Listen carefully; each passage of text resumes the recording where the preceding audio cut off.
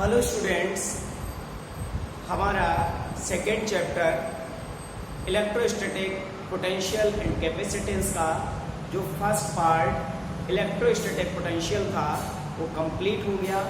अब हम इसी चैप्टर के नेक्स्ट पार्ट 2 को पढ़ेंगे। पार्ट 2 जो है हमारा, उसमें आप पूरा कैपेसिटेंस के बारे में पढ़ेंगे कि कैपेसिटेंस क्या है, कैपेसिटी क्या है, इन सारी चीज़ों के लिए आप पढ़ेंगे। तो चलिए आज हम अपने सेकेंड चैप्टर के सेकेंड पार्ट को स्टार्ट करते हैं। और आज का जो हमारा पहला टॉपिक है बहुत बेसिक, स्टार्टिंग में जो भी आप लोगों को बताया जाएगा वो केवल बेसिकली है, जिसका केवल यूज़ होगा चैप्टर में, बाकी एग्ज़ाम में इस स्टार्टिंग वाले से नहीं आता है। तो सबसे पहले इस चैप्टर में पढ़ेंगे कंडक्टर। कंडक्टर मतलब चालक क्या है, अचालक पढ़ेंगे, इंसुलेटर और सेमी कंडक्टर। सेमी कंडक्टर को हम यहाँ डिस्कस नहीं करेंगे, जब हम इस बुक का सेकेंड वॉल्यूम कराएंगे तो वहाँ पूरा हमारा चैप्टर है सेमी कंडक्टर, वहाँ पर हम सेमी कंडक्टर के लिए डिस्कस करेंगे। यहाँ केवल आप लोगों को कंडक्टर और नॉन कंडक्टर ही पढ़ाएंगे। तो चलिए हमारा जो पहला टॉपिक है वो है चालक। फर्स्ट टॉपिक चालक, कंडक्टर। देखिए कंडक्टर क्या होते हैं। कंडक्टर वे पदार्थ होते हैं, वे ठोस होते हैं जिनसे होकर विद्युत धारा का प्रवाह इजीली हो जाता है, आसानी से हो जाता है। मीन्स जिनमें विद्युत धारा बहुत आसानी से प्रवाहित हो जाती है वो होते हैं कंडक्टर। जैसे सभी धातुएं, जितनी भी धातुएं हैं, सोना है, चांदी है, लोहा है, तांबा है, एल्युमिनियम है, ये सारी मेटल्स है। सारी की सारी मेटल्स गुड कंडक्टर होती हैं, बहुत अच्छी चालक। इसके बाद आता है कंडक्टर के बाद अगला आता है नॉन कंडक्टर। नॉन कंडक्टर को कहते हैं अचालक। अचालक, अचालक का दूसरा नाम कुचालक भी है, या हम इसको परावैद्युत भी कहते हैं। परावैद्युत, जो पदार्थ जिनमें विद्युत धारा का प्रवाह नहीं होता है वो अचालक, कुचालक या परावैद्युत पदार्थ कहते हैं। परावैद्युत पदार्थ कहलाते हैं। तो परावैद्युत पदार्थ या कुचालक पदार्थ क्या होते हैं? वे पदार्थ जिनमें विद्युत धारा का प्रवाह नहीं होता है, बिल्कुल नहीं होता है, ऐसे पदार्थों को अचालक, कुचालक या परावैद्युत पदार्थ कहते हैं। आप लोग जानते हैं जैसे लकड़ी है, रबर है, कांच है, मोम है, प्लास्टिक है, बहुत सारी चीज़ें आप लोग जानते हैं। इन सभी में विद्युत धारा का प्रवाह नहीं होता है, तो ये सभी क्या है? इंसुलेटर हैं, नॉन कंडक्टर हैं या डाइलेक्ट्रिक्स हैं, परावैद्युत। क्लियर हो गया? तो ये हो गया कंडक्टर और नॉन कंडक्टर। अब यहाँ पर एक टॉपिक आता है, इसका यूज होगा बद्ध और मुक्त इलेक्ट्रॉन। अगला जो हमारा टॉपिक है बद्ध एवं मुक्त इलेक्ट्रॉन। बद्ध एवं मुक्त electron, bound and free electrons. Bound and free electrons. Bound and free electrons, देखिए बाउंड इलेक्ट्रॉन्स क्या होते हैं और फ्री इलेक्ट्रॉन्स क्या होते हैं, ये आप लोगों को बता दें। आप लोगों ने पढ़ा है जो पदार्थ है वो परमाणुओं से मिलकर बना होता है। पदार्थ परमाणुओं से मिलकर बना है और परमाणु के बीच में एक धनावेशित नाभिक होता है। ये आप लोगों ने केमिस्ट्री में पढ़ा है। पदार्थ, जितने भी पदार्थ हैं वो सारे पदार्थ परमाणुओं से मिलकर बने होते हैं। परमाणुओं के बीच में एक धनावेशित नाभिक होता है। ये आपको पॉजिटिव दिखाई दे रहा है, ये नाभिक है। परमाणु के बीच में क्या होता है? धनावेशित नाभिक होता है। और नाभिक के चारों ओर विभिन्न कक्षाओं में, ये डिफरेंट ऑर्बिट्स हैं, इन विभिन्न कक्षाओं में जो ऋणावेशित इलेक्ट्रॉन है वो इलेक्ट्रॉन इसमें क्या करते हैं? चक्कर लगाते हैं। ये हमने E- इसका चार्ज दिखा दिया। ये जगह जगह इसमें ऋणावेशित इलेक्ट्रॉन दिखा दिए और ऋणावेशित इलेक्ट्रॉन इस नाभिक के चारों ओर डिफरेंट ऑर्बिट में चक्कर लगा रहे हैं। क्लियर हो गया? तो जितने भी पदार्थ होते हैं वो सारे पदार्थ परमाणुओं से मिलकर बने होते हैं। परमाणु के बीच में धनावेशित नाभिक होता है और नाभिक के चारों ओर विभिन्न कक्षाओं में ऋणावेशित इलेक्ट्रॉन चक्कर लगाते हैं। अब यहाँ पर क्या देखिए, आप जानते हैं नाभिक पर धनावेश होता है और इलेक्ट्रॉन पर ऋणावेश होता है, और धनावेश और ऋणावेश के बीच में क्या होता है, अट्रैक्शन होता है, आकर्षण होता है। तो जितने भी इलेक्ट्रॉन हैं, ये इलेक्ट्रॉन इस नाभिक के आकर्षण से बंधे रहते हैं, ठीक है। और जो इलेक्ट्रॉन नाभिक के पास वाली कक्षाओं में होते हैं, उन पर नाभिक का आकर्षण बल सबसे ज्यादा होता है, क्योंकि दूरी अगर कम होती है तो अट्रैक्शन ज्यादा रहता है। और जो इलेक्ट्रॉन नाभिक से दूर वाली कक्षाओं में होते जाते हैं, उन पर नाभिक का अट्रैक्शन धीरे धीरे कम होता चला जाता है। तो जो इलेक्ट्रॉन नाभिक से दूर वाली कक्षाओं में होते हैं, उन इलेक्ट्रॉनों पर नाभिक का अट्रैक्शन बहुत कम हो जाता है, आकर्षण बहुत कम हो जाता है। जरा भी ऐसे इलेक्ट्रॉनों के लिए बाहर से ऊर्जा मिलती है, कहीं से जरा भी हीट मिल जाती है, तो ये जो इलेक्ट्रॉन जो बाहरी कक्षाओं में, सबसे दूर वाली कक्षाओं में है, नाभिक के कम आकर्षण की वजह से ये इलेक्ट्रॉन अपनी कक्षाओं को बहुत आसानी से छोड़ देते हैं और पूरे पदार्थ में स्वतंत्रता पूर्वक घूमने लगते हैं। यही होते हैं मुक्त इलेक्ट्रॉन। समझ में आ गया मुक्त इलेक्ट्रॉन क्या है? तो जो दूर वाली कक्षाओं, नाभिक से जो दूर वाली कक्षाओं के इलेक्ट्रॉन होते हैं, उन पर नाभिक का आकर्षण बहुत कम होता है। जरा भी बाहर से कहीं ऊर्जा मिलती है या टेम्परेचर बढ़ता है, या फिर हम रूम टेम्परेचर की बात करें, तो ऐसे टेम्परेचर पर भी क्या होता है, ये इलेक्ट्रॉन नाभिक के आकर्षण से मुक्त हो जाते हैं और पूरे पदार्थ में स्वतंत्रता पूर्वक घूमने लगते हैं। इन्हीं इलेक्ट्रॉनों को कहते हैं मुक्त इलेक्ट्रॉन। और जितनी भी धातुएं हैं, उन सभी धातुओं में मुक्त इलेक्ट्रॉन ही होते हैं, और इन्हीं मुक्त इलेक्ट्रॉनों की वजह से ये धातुएं विद्युत की चालक होती हैं, अर्थात इन धातुओं में विद्युत धारा का प्रवाह होता है। इसके विपरीत अब हम बात करते हैं बद्ध इलेक्ट्रॉन। अब आप देखिए, जो इलेक्ट्रॉन नाभिक के पास वाली कक्षाओं में है, उन पर नाभिक का आकर्षण बहुत ज्यादा होता है, जबरदस्त अट्रैक्शन रहता है नाभिक और इलेक्ट्रॉनों के बीच में। तो बाहर से आप कितनी भी ऊर्जा दे दें, कितना भी टेम्परेचर बढ़ा दें, ये जो नाभिक हैं, जो इलेक्ट्रॉन हैं नाभिक के पास वाली कक्षाओं वाले, वो इलेक्ट्रॉन नाभिक के आकर्षण से अलग नहीं होते हैं। मीन्स वो इलेक्ट्रॉन अपनी कक्षाओं को ज्यादा आकर्षण की वजह से छोड़ नहीं पाते हैं और नाभिक से दृढ़ता पूर्वक बंधे रहते हैं, और इन्हीं इलेक्ट्रॉनों को कहते हैं बद्ध इलेक्ट्रॉन। जितने भी आपके कुचालक पदार्थ होते हैं, लकड़ी, रबर, कांच, प्लास्टिक, जो भी आपको बताया था, इन सभी के अंदर केवल बद्ध इलेक्ट्रॉन ही होते हैं, और इन बद्ध इलेक्ट्रॉनों की वजह से कभी भी विद्युत धारा का प्रवाह नहीं होता है, क्योंकि जब तक कोई इलेक्ट्रॉन गति नहीं करता है तब तक विद्युत धारा का प्रवाह नहीं होता है।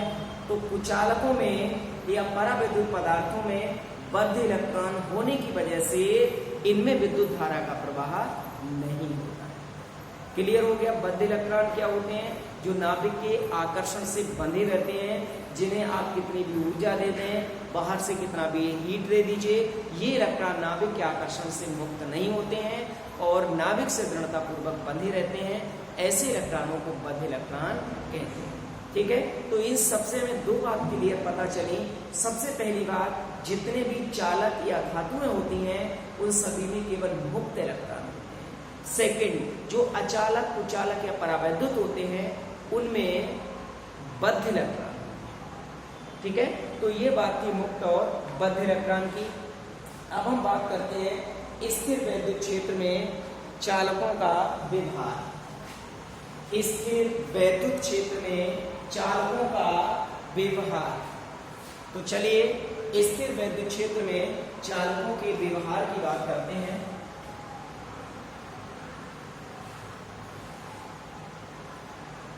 स्थिर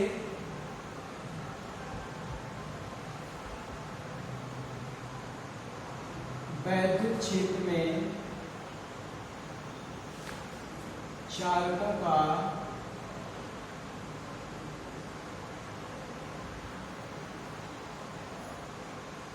व्यवहार। स्थिर वैद्युत क्षेत्र में जो कंडक्टर होते हैं, जो चालक होते हैं, वो किस तरीके से बिहेव करते हैं, अब हमें इसके लिए डिस्कस करना है। तो इसमें सबसे पहला जो पॉइंट है वो है स्थिर वैद्युत क्षेत्र के अंदर चालक में वैद्युत क्षेत्र की तीव्रता शून्य होती है। ये अलग से एक एक नंबर के क्वेश्चन बनाकर देता है। तो स्थिर वैद्युत क्षेत्र के भीतर ध्यान दीजिए, अगर स्थिर वैद्युत क्षेत्र के भीतर हम कोई चालक रख दें तो उस चालक के अंदर वैद्युत क्षेत्र की तीव्रता शून्य होती है। अब हम इसके लिए प्रूफ करते हैं कि शून्य कैसे होती है। तो देखिए, स्थिर वैद्युत क्षेत्र आप समझ सकते हैं कि ये इलेक्ट्रोस्टैटिक, यानी इसमें इलेक्ट्रॉन गति नहीं करेगा, आवेश स्थिर रहेगा। ये स्थिर वैद्युत क्षेत्र हमने ले लिया, ये प्लस कोई प्लेट है और ये माइनस कोई प्लेट है, प्लस और माइनस चार्ज है। अब इस स्थिर वैद्युत क्षेत्र के भीतर ये वैद्युत क्षेत्र हमेशा पॉजिटिव टू नेगेटिव होता है। तो ये कोई हमने स्थिर वैद्युत क्षेत्र ले लिया और इस स्थिर वैद्युत क्षेत्र की जो डायरेक्शन होगी EXT, एक्सटर्नल का मतलब होता है बाहरी, ये बाहरी वैद्युत क्षेत्र है और वैद्युत क्षेत्र की तीव्रता हमेशा प्लस से माइनस की ओर होती है, प्लस से दूर और माइनस की ओर होती है, जैसा कि आप लोग पढ़ चुके हैं। ये E एक्सटर्नल है, एक्सटर्नल इलेक्ट्रिक फील्ड। अब हमने क्या काम किया, इस स्थिर वैद्युत क्षेत्र में एक चालक रख दिया। ये हमने क्या रख दिया, एक चालक है, ये कंडक्टर रख दिया। जैसे ही यहाँ पर चालक रखेंगे, ड्यू टू इंडक्शन मतलब प्रेरण के कारण आवेश उत्पन्न होने की कुछ विधियां हैं। तो प्रेरण की वजह से अगर इस पर प्लस चार्ज है तो प्रेरण की वजह से चालक पर इधर आ जाएगा माइनस चार्ज। जितना इधर प्लस होता है उतना ही इधर नेगेटिव चार्ज प्रेरित हो जाता है। सेम ऐसे ही इधर क्या है, नेगेटिव चार्ज है, तो इधर उतना ही आ जाएगा पॉजिटिव चार्ज, उतना ही क्या आ जाएगा पॉजिटिव चार्ज। यानी इस चालक के अंदर एक साइड पर नेगेटिव और उतना ही एक साइड पर पॉजिटिव चार्ज आ जाएगा। और जब नेगेटिव और पॉजिटिव चार्ज आ जाएगा तो इसके अंदर भी एक इलेक्ट्रिक फील्ड उत्पन्न हो जाएगा। तो यहाँ भी एक इलेक्ट्रिक फील्ड उत्पन्न होगा, क्योंकि जहाँ पर चार्जेस होते हैं, पॉजिटिव और नेगेटिव चार्ज या केवल पॉजिटिव या केवल नेगेटिव चार्ज होते हैं, वहां पर इलेक्ट्रिक फील्ड इंड्यूस हो जाता है, कि इलेक्ट्रिक फील्ड उत्पन्न या प्रेरित हो जाता है।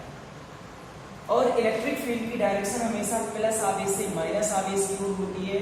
तो ये चालक के अंदर इलेक्ट्रिक फील्ड है, इसे EINT कहेंगे, यानी इंटरनल इलेक्ट्रिक फील्ड EINT। अब यहाँ पर आप देखिए, जितना वैद्युत क्षेत्र बाहरी होगा, एक्सटर्नल होगा, उतना ही वैद्युत क्षेत्र आंतरिक होगा, मतलब इंटरनल होगा।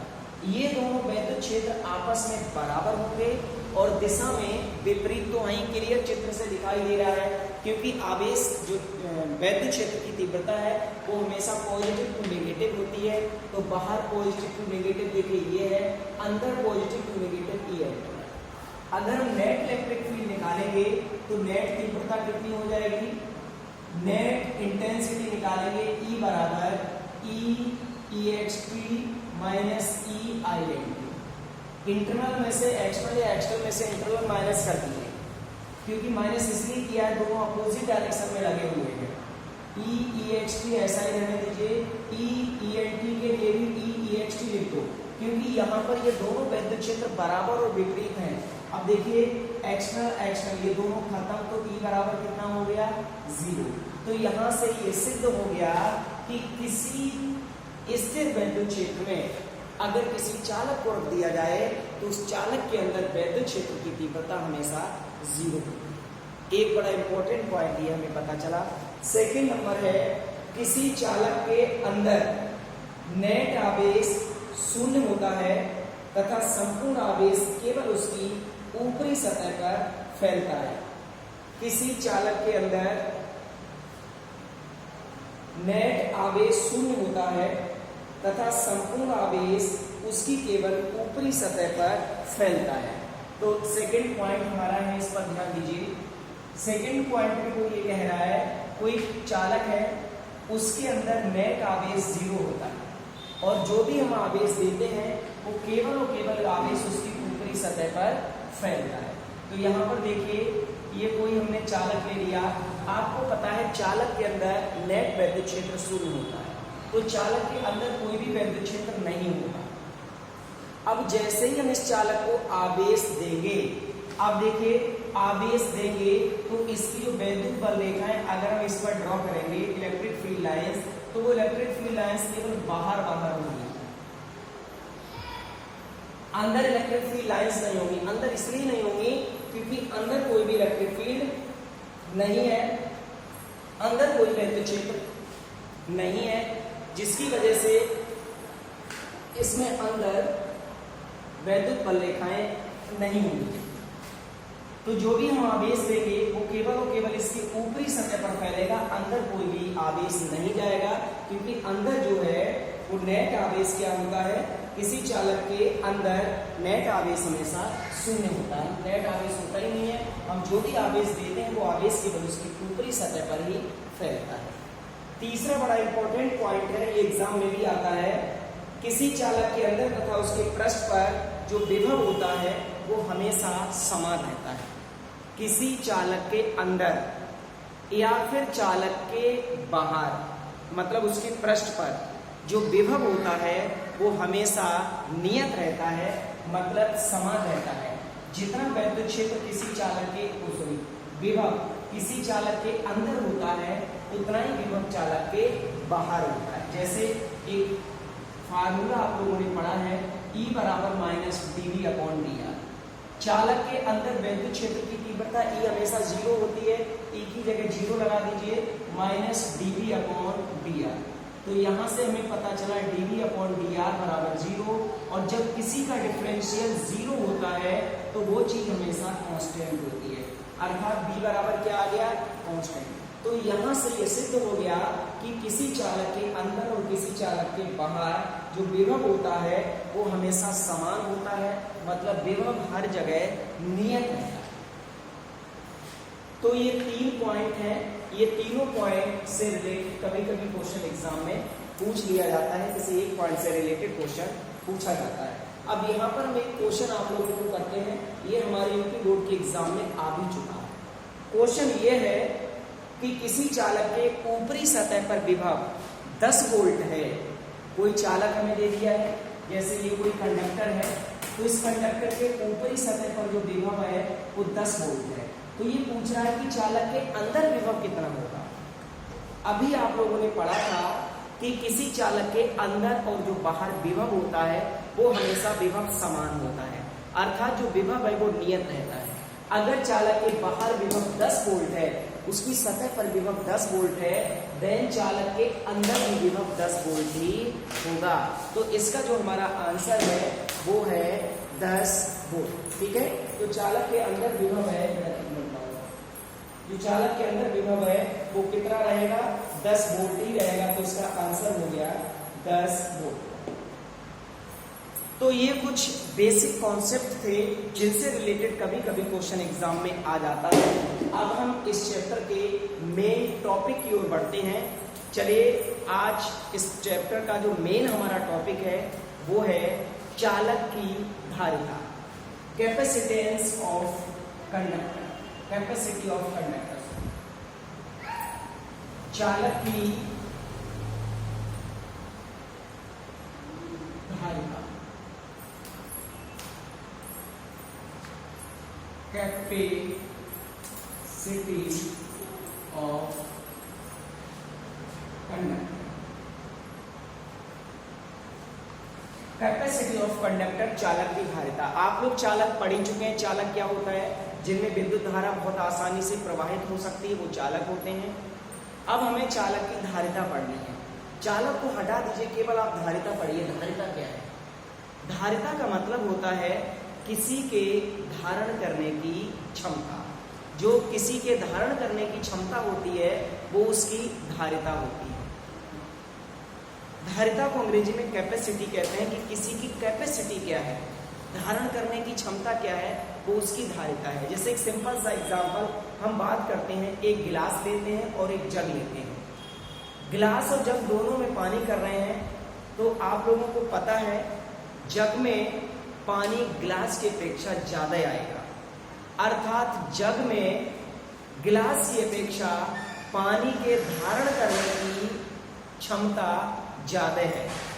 तो हम कह सकते हैं कि अगर जग और गिलास की बात करें तो जग और गिलास में जो जग की धारिता है वो गिलास की अपेक्षा कम है, क्योंकि जग जो है गिलास से ज्यादा पानी धारण करने की क्षमता रखता है। तो क्लियर हो गया धारिता क्या है। धारिता का मतलब होता है किसी के धारण करने की क्षमता। तो जग जो है गिलास से ज्यादा पानी स्टोर कर सकता है, इसीलिए जग की धारिता गिलास से ज्यादा है। ऐसे जग और बाल्टी की बात करें तो बाल्टी की धारिता जग से ज्यादा होगी, क्योंकि बाल्टी जग से ज्यादा पानी को अपने अंदर धारण कर सकती है या करेगी, ठीक है, इसीलिए बाल्टी की धारिता जग से ज्यादा है। तो धारिता क्लियर हो गई। लेकिन हमें धारिता नहीं चालक की धारिता पढ़नी है। अब यहाँ पर आपको ये देखना पड़ेगा कि चालक किस चीज को धारण करता है। चालक कोई पानी के लिए तो धारण करेगा नहीं, चालक हमेशा आवेश को स्टोर करता है, चार्ज को स्टोर करता है, आवेश को धारण करता है।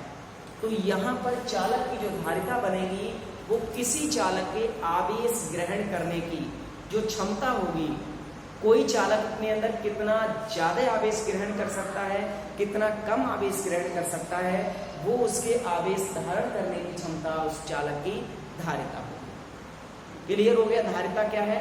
तो किसी चालक के आवेश ग्रहण करने की क्षमता को उस चालक की धारिता कहते हैं।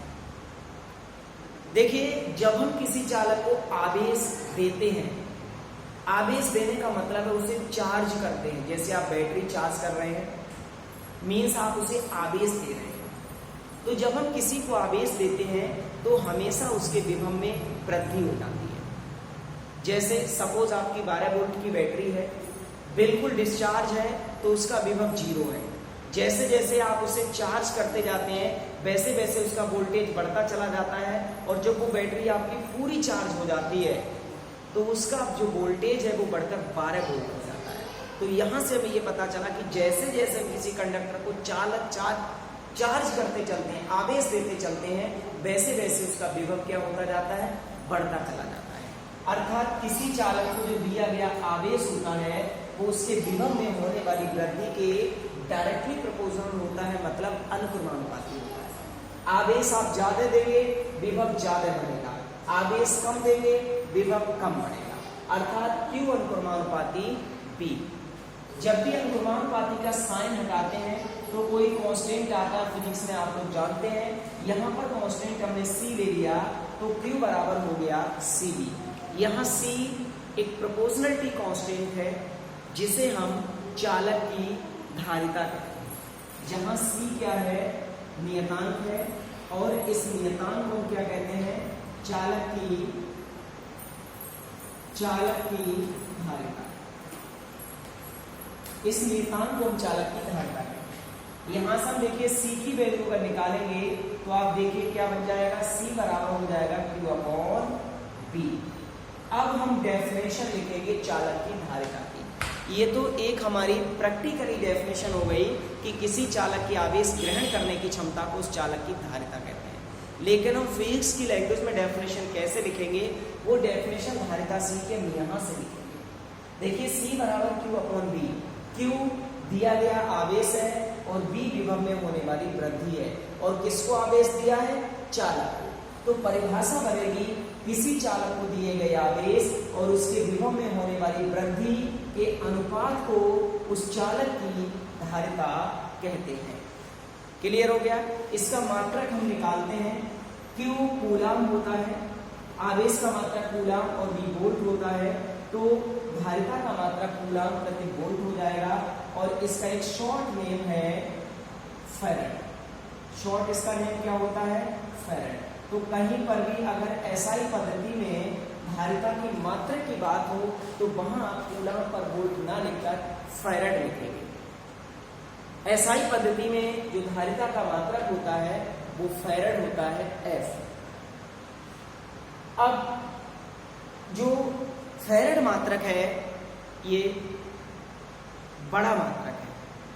इसके बाद इसके और भी छोटे छोटे मात्रक होते हैं, milli farad, micro farad, nano farad, ठीक है, पिको फैराड। इस तरीके से बहुत सारे मात्रक इसके बन जाते हैं, छोटे छोटे जो मात्रक हैं। 1 मिली फैराड में 10⁻³ फैराड होते हैं। 1 माइक्रो फैराड या माइक्रोफैरेड में 10⁻⁻6 फैरेड होते हैं। इन सब का यूज करेंगे न्यूमेरिकल में। 1 नैनोफैरेड में 10⁻⁻9, क्योंकि नैनो का मतलब 10⁻⁹, पिको का मतलब 10⁻⁻12 और 1 पिकोफैरेड में 10⁻⁻12 फैरेड होते हैं। तो ये आप लोगों को ध्यान रखना है, न्यूमेरिकल में इसका यूज करेंगे। अब यहीं पर आता है कि धारिता का मात्रक, धारिता की विमा। मात्रक हमने आपको बता ही दिया कि धारिता का जो SI मात्रक होता है वो होता है फैरेड। अब हम धारिता की निकालेंगे विमा। तो विमा के लिए आप लोग समझ लीजिए कि धारिता की विमा होती क्या है। Q आवेश है, हम Q की विमा निकालते हैं, विभव की विमा निकालते हैं, दोनों का बटे करते हैं, आपको धारिता की विमा पता चल जाएगी। तो ऊपर आएगा इसकी जो विमा निकालेंगे तो Q की विमा अपॉन B की विमा, अपॉन में क्या आएगा B की विमा। Q की विमा आप लोग जानते हैं 80 होता है, और B अगर आपको विभव की विमा डायरेक्ट नहीं पता है तो आप विभव की विमा कहीं निकाल के देख लीजिए।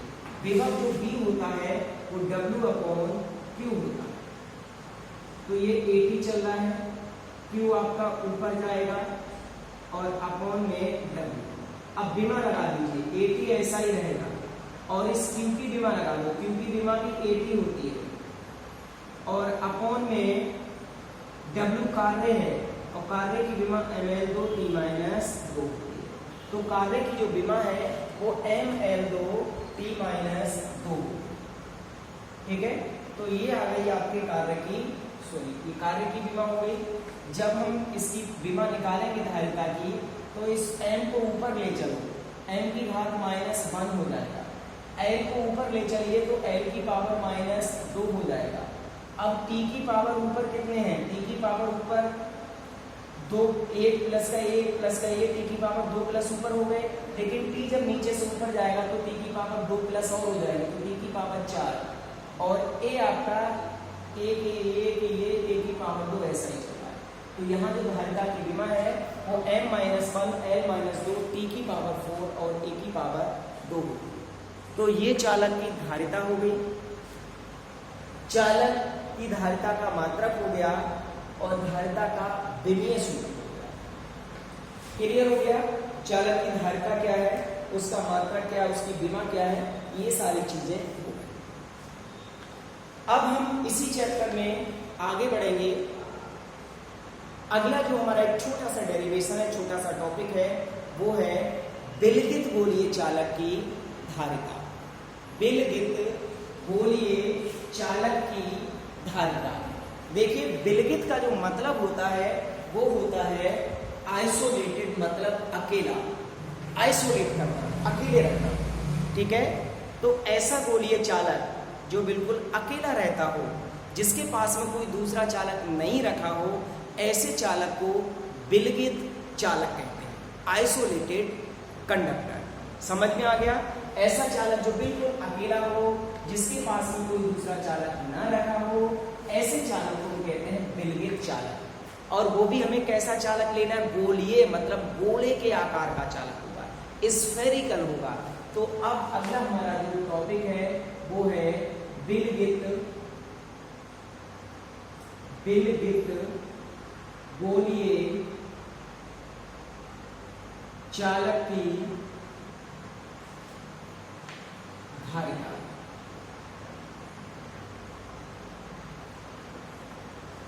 कोई विलगित गोलीय चालक है, हमें विलगित गोलीय चालक की धारिता के लिए सूत्र स्थापित करना है, ठीक है। कोई विलगित गोलीय चालक है, उसकी धारिता का सूत्र हमें स्थापित करना है। तो चलिए, विलगित गोलीय चालक की धारिता के लिए हम फार्मूला स्थापित करेंगे। ये हमने कैपिटल R त्रिज्या का एक विलगित गोलीय चालक हो गया। ये कैपिटल R त्रिज्या का ये कोई हमने विलगित गोलीय चालक ले लिया। इस गोलीय चालक की त्रिज्या कितनी है, कैपिटल R है, और इस विलगित गोलीय चालक का जो सेंटर है वो सेंटर हमने O मान लिया। अब आप जानते हैं, जैसे ही हम इस चालक को कोई आवेश देंगे, वो आवेश केवल इसकी ऊपरी सतह पर फैलेगा, अंदर कोई भी आवेश नहीं जाएगा। क्लियर हो गया? क्योंकि एक खोखला हमने चालक दिया है, इसके अंदर कोई आवेश नहीं जाएगा, केवल आवेश बाहर फैलेगा। अगर हम इसकी फील्ड लाइन खींचें, वैद्युत बल रेखाएं खींचें, तो वैद्युत बल रेखाएं इसकी देखिए दिया है, ये वैद्युत बल रेखाएं पृष्ठ पर लंबवत बाहर के लिए होंगी।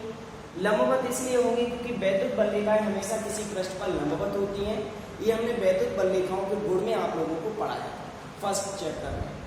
दूसरी बात, ये वैद्युत बल रेखाएं बाहर के लिए हमने इसलिए दिखाई क्योंकि प्लस आवेश फैला है, और प्लस आवेश की वजह से जो वैद्युत बल रेखाएं होती हैं वो हमेशा आवेश से दूर होती हैं, ठीक है, बाहर निकलती हैं। अंदर वैद्युत बल रेखाएं बिल्कुल नहीं दिखाएंगे क्योंकि अंदर कोई भी चार्ज नहीं है, अंदर चार्ज नहीं होता है, इस नेट चार्ज अंदर जीरो होता है, तो और वैद्युत क्षेत्र की तीव्रता भी जीरो होती है, आप जानते हैं, इसीलिए अंदर कोई भी वैद्युत बल रेखा नहीं दिखाएंगे। तो अगर हम इसके लिए डेड डैश मिलाना चाहें तो ये हमने डेड डैश करके मिला दिया, ये एक्चुअली वैद्युत बल रेखाएं अंदर है नहीं, ठीक है, ये हमने ऐसा मिला दिया है डेड डैश करके, ठीक। अब आप लोगों को यहाँ ध्यान देना है, जब हम प्लस को आवेश इसकी ऊपरी सतह पर एक समान रूप से फैला देंगे, देन इसके पृष्ठ पर विभव कितना हो जाएगा, ठीक है, चालक के पृष्ठ पर विभव, चालक के पृष्ठ पर विभव, ये आप लोग जानते हैं, विभव B बराबर होता है 1/4πε0 Q/R। आप लोगों ने ये पढ़ा था कि किसी चालक के अंदर और बाहर, चाहे चालक के अंदर की बात करें चाहे चालक के बाहर पृष्ठ पर देखें, विभव हमेशा समान होता है, ठीक है। तो इस चालक के पृष्ठ पर जो विभव होगा वो B बराबर 1/4πε0 Q/R हो जाएगा। इसे इक्वेशन नंबर नाम दे दीजिए 1। हमें चालक पर विभव नहीं, चालक की धारिता निकालनी है, तो अतः चालक की धारिता देख लीजिए, चालक की धारिता कितनी हो गई, धारिता C बराबर Q/B होता है। Q को Q रहने दो और B की जगह पर 1/4πε0 Q/R, ठीक है। ये B की हमने वैल्यू लगा दी, यहाँ Q से Q कैंसिल हो जाएगा, जब आप C निकालेंगे तो 4πε0R, क्लियर हो गया। 4πε0R ऊपर पहुंच जाएगा, या फिर यहां से हम लिख सकते हैं C अनुक्रमानुपाती कैपिटल R, यानी जो विद्युत गोलीय चालक की धारिता का सूत्र होता है वो C बराबर 4πε0R होता है, जहां R उस गोलीय चालक की त्रिज्या है। 4πε0 तो कांस्टेंट है, तो यहां लिख सकते हैं C अनुक्रमानुपाती R, अर्थात किसी गोलीय चालक की त्रिज्या जितनी ज्यादा होगी उसकी धारिता उतनी ही ज्यादा होगी। तो त्रिज्या का सीधा सीधा मतलब होता है उसका आकार, यानी अगर चालक हमारा छोटा है, त्रिज्या उसकी कम है, तो उसकी धारिता भी कम होगी। चालक अगर बड़ा है तो उसकी धारिता ज्यादा होगी, अर्थात छोटे चालक में आवेश ग्रहण करने की क्षमता कम होगी, यानी छोटा चालक कम आवेश ग्रहण करेगा और बड़ा चालक ज्यादा आवेश ग्रहण करेगा। जैसा कि आप लोग एक पानी के केस में भी पढ़ा था, गिलास में पानी कम आएगा, बाल्टी का साइज बड़ा है, बाल्टी का आकार बड़ा है, इसीलिए उसकी धारिता ज्यादा होगी। सेम वही चीज होती है चालक के अंदर, ठीक है। तो क्लियर हो गया, विद्युत गोलीय चालक की धारिता का ये सूत्र होता है, और गोलीय चालक की जो धारिता है उसकी त्रिज्या पर डिपेंड करती है, उसके आकार पर डिपेंड करती है, ठीक है। तो ये विद्युत गोलीय चालक की धारिता। अब यहीं पर एक बड़ा इंपॉर्टेंट क्वेश्चन है जो आप लोगों के एग्जाम में पूछा भी गया है, बहुत ही अच्छा इंटरेस्टिंग क्वेश्चन है। क्वेश्चन ये है कि क्या 1 माइक्रोफैरड धारिता के गोलीय चालक को अलमारी में रख सकते हैं। आपको 1 माइक्रोफैरड धारिता का कोई गोलीय चालक हमने दे दिया, और अब आपको ये बताना है कि क्या आप इस गोलीय चालक को अलमारी में रख सकते हैं या नहीं, ठीक है। 1 माइक्रोफैरड का कोई गोलीय चालक है, हमें ये बताना है कि क्या इस गोलीय चालक को अलमारी में रखा जा सकता है। तो एक क्वेश्चन है, ये आता है, पहले से समझ लीजिए। जो धारिता है उसकी वो 1 माइक्रोफैरड है, 1 म्यू एफ। और अभी आपको बताया था माइक्रोफैरड को फैरड में बदलने के लिए 10⁻⁻⁶ का मल्टीप्लाई कर देते हैं, तो ये 1 × 10⁻⁶ फैरड। अलमारी में रखने न रखने का डिसीजन उसकी त्रिज्या करेंगे। हम ये देखेंगे कि जो हमें गोलीय चालक दिया गया है उस गोलीय चालक की त्रिज्या कितनी है। पहले यहां से r निकालिए, c बराबर होता है 4πε0 r। c की जगह पर 1 × 10⁻⁻⁶ और 4πε0 को 1/9 × 10⁹ लिख सकते हैं। आपको पता है 1/4πε0 9 × 10⁹ होता है, और अगर हम 4πε0 निकालेंगे तो उलट जाएगा 1/9 × 10⁹ हो जाएगा, और इनटू में r। इन दोनों का इधर मल्टीप्लाई कर देंगे तो r बराबर हो जाएगा 9 × 10⁹ इंटू 10⁻⁻⁶। जब आप मल्टीप्लाई करेंगे तो ये आ जाएगा 9000 मीटर, या फिर आपके लिए ये 9 किलोमीटर भी आप इसे लिख सकते हैं। अर्थात जो हमें गोलीय चालक दिया गया है उस गोलीय चालक की त्रिज्या 9 किलोमीटर है। कितनी ज्यादा त्रिज्या है आप सोच सकते हैं, ये बहुत बड़ी त्रिज्या है। आप इसे अलमारी की तो बात छोड़िए, आप अपने घर में भी इसे नहीं रख सकते हैं। हो सकता है कि छोटा मोटा शहर हो तो उस शहर में भी ये इतनी त्रिज्या का गोलीय चालक नहीं आए, तो इसलिए इसकी त्रिज्या 9 किलोमीटर की बहुत ज्यादा त्रिज्या होने की वजह से इस गोलीय चालक को अलमारी में नहीं रखा जा सकता। तो इसका आंसर होगा नहीं, इसे अलमारी में नहीं रख सकते। इसके बाद आता है किसी चालक के आवेश तथा विभव के बीच ग्राफ। आवेश और विभव के बीच में ग्राफ खींचने के लिए आता है और उससे कुछ निष्कर्ष भी निकालेंगे। तो किसी चालक के विभव और आवेश के बीच ग्राफ, चालक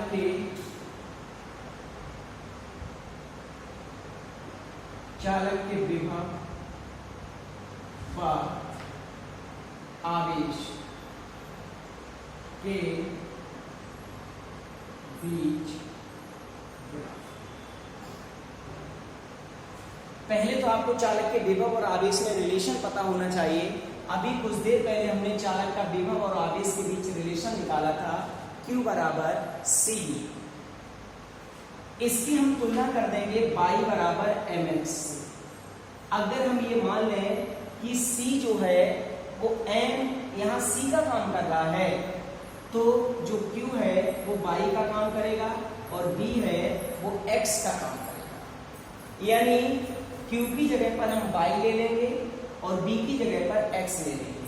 जो y बराबर mx होता है वो आप लोग जानते हैं, मूल बिंदु से जाने वाली एक सरल रेखा होती है।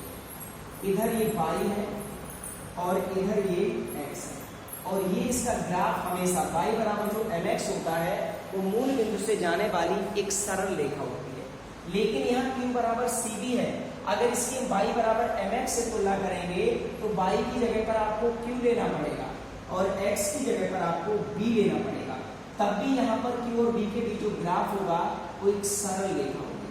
तो यहाँ से हम कह सकते हैं कि Q और B के बीच जो ग्राफ होता है वो हमेशा मूल बिंदु से जाने वाली एक सरल रेखा होती है, और इस सरल रेखा की जो प्रवणता होती है, जो ढलान होती है, वो हमेशा प्रवणता जो ढलान m बराबर tan थीटा होती है और वो चालक की धारिता के बराबर होती है। ये बड़ी इंपॉर्टेंट बात पता चली कि किसी चालक की धारिता अगर आपको ग्राफ से निकालनी है तो धारिता जो होती है वो उसकी प्रवणता ये टेंजेंट के बराबर होती है। अगर आवेश और विभव के बीच ग्राफ का ढलान ज्यादा है, ढलान बड़ा है, प्रवणता ज्यादा है तो धारिता भी ज्यादा होगी, और अगर ग्राफ की ढलान कम है तो उसकी धारिता भी कम होगी। तो यहां से देखिए धारिता का मतलब सीधे सीधे उसकी प्रवणता या उसकी ढलान से। जैसे कि एग्जांपल के तौर पे क्वेश्चन लेते हैं, कोई एक हमें ग्राफ दे रखा है, ये विभव है और ये आवेश है। विभव और आवेश के बीच में हमें ग्राफ देना है। यहां पर ये कोई चालक ए है और ये कोई चालक बी है, दो चालक हैं। हमें यहाँ पर ये बताना है कि ए और बी चालक में से किस चालक की धारिता ज्यादा होगी, किस चालक की धारिता अधिक है। तो अगर हम ए चालक की बात करें तो इसका ढलान ये है थीटा 1 मान लो, और अगर बी चालक की बात करें तो इसका ढलान ये है थीटा 2। कौन से चालक का ढलान ज्यादा है? एकदम क्लियर हो रहा है कि जो बी चालक है उसका ढलान ज्यादा है। और आप जानते हैं जो ढलान होता है वो धारिता को बताता है। जिस चालक का ढलान ज्यादा है उसकी धारिता ज्यादा है, और जिस चालक का ढलान कम उसकी धारिता कम है। तो यहाँ पर आप लिख देंगे बी जो चालक है उसकी ढलान ए की अपेक्षा ज्यादा है, इसीलिए बी चालक की धारिता ज्यादा है और ए की धारिता कम है। क्लियर हो गया? तो धारिता हम किस तरीके से ग्राफ से निकाल सकते हैं? तो जिस चालक का ढलान ज्यादा है, जिसका झुकाव ज्यादा है, उसकी धारिता ज्यादा है। जिसका ढलान कम मतलब झुकाव कम, उसकी धारिता कम। ठीक है, तो ढलान पहले का बी वाले का ज्यादा है इसलिए बी की धारिता ज्यादा है, ढलान ए वाले का कम इसलिए ए की धारिता कम। तो यहाँ पर हम कह सकते हैं कि C B is greater than C, या बी की धारिता ए की धारिता से ज्यादा। अगर यहाँ पर उल्टा कर दें, इधर हमने ले लिया बी, इधर ले लिया ए, तो अब आप देख लीजिए ये ढलान ये है, ये वाला ढलान ये देखिए ये थीटा 2 है, और ये विभव है, ये आवेश है। तो इस वाले में ए की धारिता जो है वो बी वाले की धारिता से ज्यादा है, क्योंकि ए का ढलान इस बार बी के ढलान से ज्यादा है, इसीलिए ए की धारिता बी की धारिता से ज्यादा होगी। तो इस तरीके से हम ग्राफ से धारिता में ये पता लगा सकते हैं कि कौन से चालक की धारिता ज्यादा है और कौन से चालक की धारिता कम है। तो ये क्लियर हो गया। अब नेक्स्ट जो हमारा टॉपिक है वो है आवेशित चालक की स्थितिज ऊर्जा। किसी आवेशित चालक की स्थितिज ऊर्जा क्या होती है? तो चलिए आवेशित चालक की स्थितिज ऊर्जा का जो हमारा डेरिवेशन है, इसके लिए हम आप लोगों के लिए नेक्स्ट लेक्चर में कराएंगे। आज के लिए हम इस टॉपिक के लिए यहीं पर छोड़ते हैं। जो स्थितिज ऊर्जा का डेरिवेशन है वो हम नेक्स्ट लेक्चर में कराएंगे, क्योंकि टाइम अब आपका ओवर होने वाला है।